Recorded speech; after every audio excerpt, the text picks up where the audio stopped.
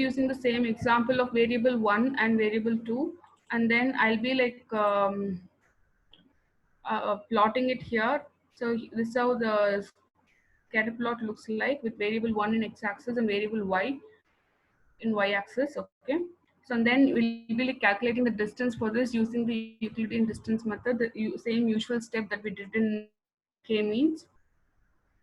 Okay, so here we are calculating the Euclidean distance between the point 1 and 2, and then we have the distance is 4.02, and then for we are doing it for the rest of the things. 1 and 3 is 4.24. Okay, 1 and 4 it's 0.17. It goes on. Okay, so we calculate between 1 and 5, 1 and 6, 1 and 7, 2, 3, 2, 4. So we actually computing Euclid distance for all the variables that we have. Okay, and you're forming the distance matrix. Okay, for this you can just like use a Gover function that we discussed, right? So you can just like you do that in in a minute. Okay, and then here in the hierarchy clustering, the real difference that we do here is like we try to find the minimum value here. Okay, so in the distance matrix the minimum value is 1.1. So we take this point, sorry, the minimum value is 0.7.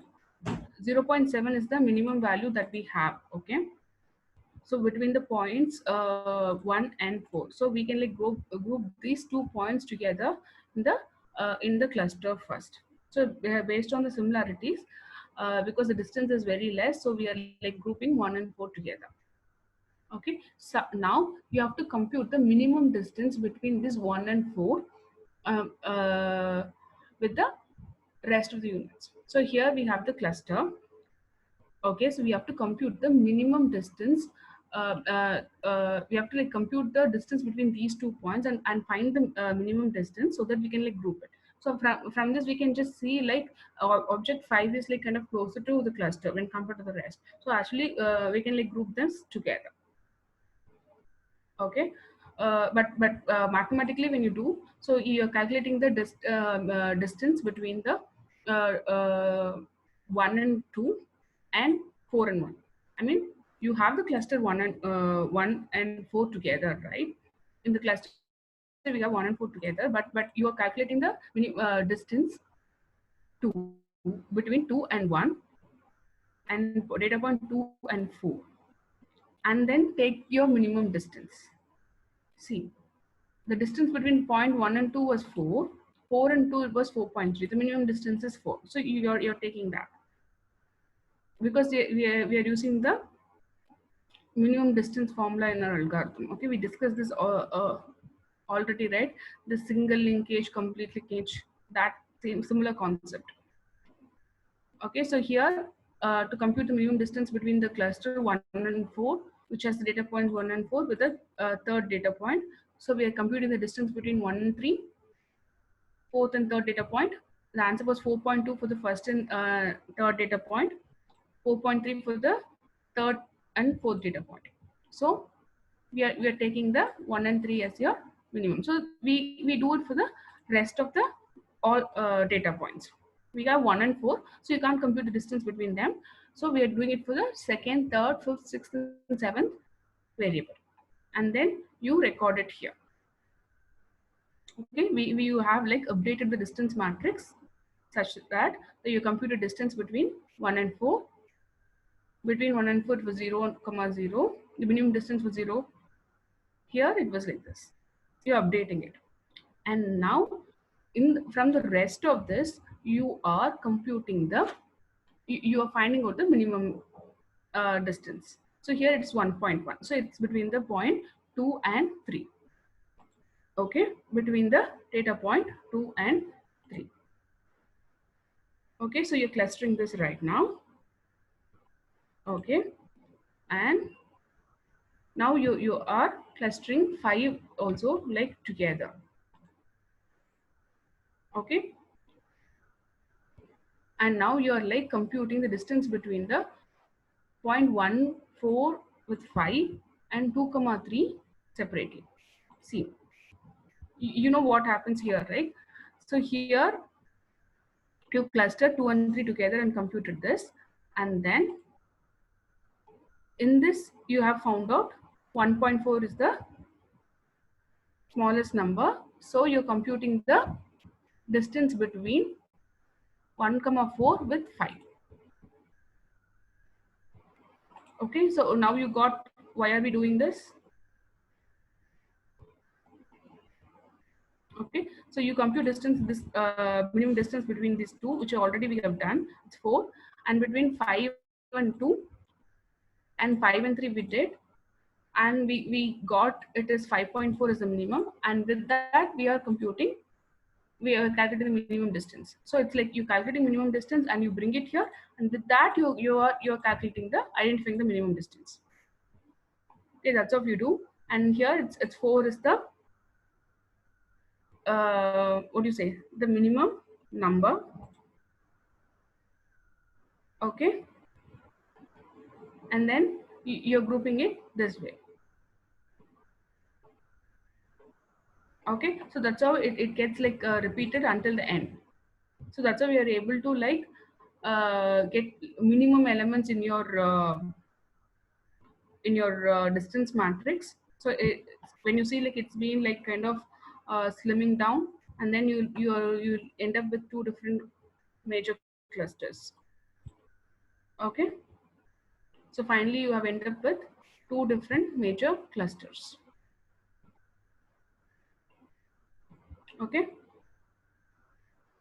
so I'll just summarize. First, you compute the Euclidean distance between the data points, and then find the minimum data point, and then with that you compute the minimum distance with the rest of the values, and then cluster it. Again, you find the minimum data distance, and then what do you do? Again, you compare it with the minimum distance and cluster it. So the process gets go on according to the minimum distance. So if you're applying the maximum distance formula, you have to go with the maximum distance method. If you're like trying to get into the average linkage method, where you'll be like computing the mean of the distances between the all variables. This is kind of little complex and you can't do it by hand. Okay, that's how it works. So I have a simple R code to explain this right now. Okay, for that I'll be like using the sleep data set. I'll be like I'm sharing my R screen right now. Okay, let's see how the data set looks like.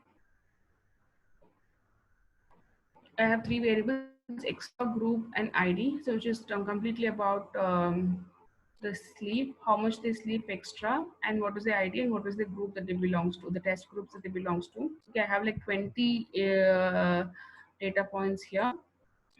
Okay, so now I'm calculating the distance using the Euclidean method. So I've computed. So if you want to see, you can just like see the distance, how it looks. Okay, so this is how the matrix looks like. Okay, for the 20 variables. Okay, and then I'm applying the hierarchical clustering algorithm. Okay,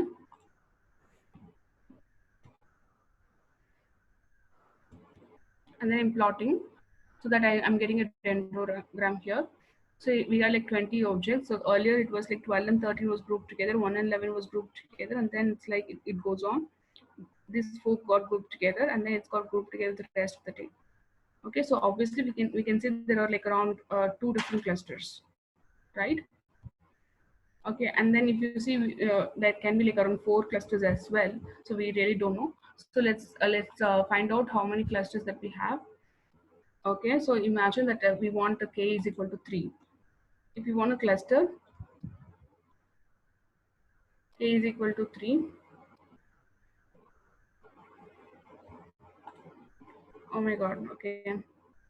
This clustering is not working in my this plots. I have a problem in my R. So that's why I have this problem here. Even like for the IRIS dataset, I was not able to show you the plots, right? So there is some problem here. Okay, so I mean, I was like trying to like highlight three clusters, which when I give three, you will be like getting this as a whole first cluster, and this second cluster, and this third cluster. Otherwise, you can just for four, you will be like having one, two, three, and four. Okay, so because of my issues in our installation, I couldn't like show you the plots. Okay, so I think I'll be like, oh, cool. I was able to show you. Okay. So when I want to like group this into three clusters, these two are grouped together, and this is grouped together, and this cluster is grouped together. But if I want like four clusters, I'm giving k equal to 4. I can able to see four clusters. Okay. And then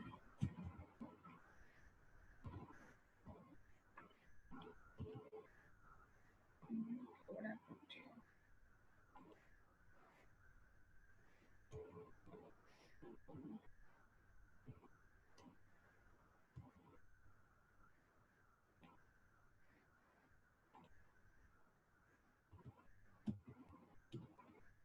Okay, I cannot show you the output, but still you can see it here. Okay. So already like the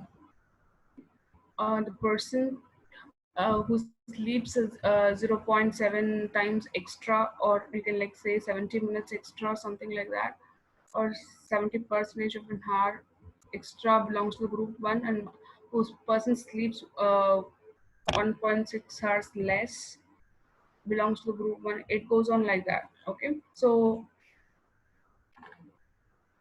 can you see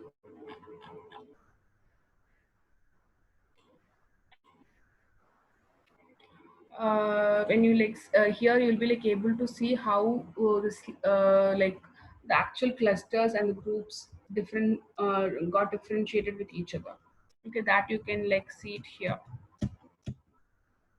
Okay, so this some problem with my installation, sorry I couldn't like show it right now. Okay, so whatever that the distance that you have been computing earlier, and then for was trying to find the minimum distance, and then we were able to like combine them to a cluster. Again, we like found the minimum distance, combine that point to a cluster. So the same thing happens behind this algorithms, and then this dendrogram was formed accordingly. Okay, so sometimes informally, even people use this dendrogram to compute the number of Ks. Okay, they just like plot the dendrogram. They compute the distance and plot the dendrogram and see how many groups they have, and then they just like arbitrarily assign the value of k and check it out instead of going for the scientific methods, or sometimes if they lack domain knowledge, or they don't know what they do with their research problems, sometimes they do with that. Okay, so we are kind of done. You got any questions on this?